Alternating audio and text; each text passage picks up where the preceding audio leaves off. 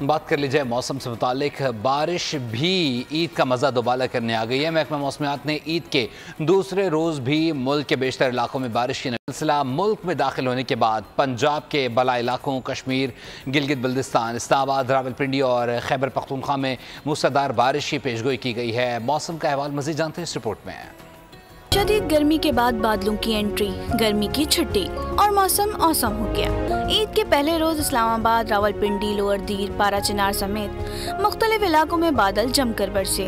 महकमा मौसमियात के मुताबिक आज बलाई खैबर पख्तूनख्वा, कश्मीर, गिलगित बल्दिस्तान, इस्लामाबाद, खिता पुरडुहार में आंधी झक्कड़ चलने जबकि चंद मकामात पर गरज चमक के साथ बारिश का इम्कान है। उधर मरी में वक्फे से बारिश का सिलसिला जारी है, जबकि झेलुम में सुबह के वक्त होने वाली बारिश से गर्मी का जोर टूट गया।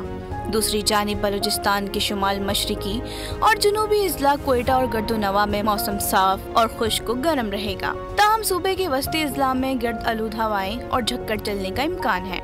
ईद के पहले रोज शदीद गर्मी और हब्स के बाद कराची पर भी बादल मेहरबान हो गए। शहर के मुख्तलिफ मकामात पर बूंदाबांदी से गर्मी की शिद्दत कम हो गई। मेट ऑफिस के मुताबिक शहर कायद में आज भी चंद मकामात पर हल्की बारिश का इम्कान।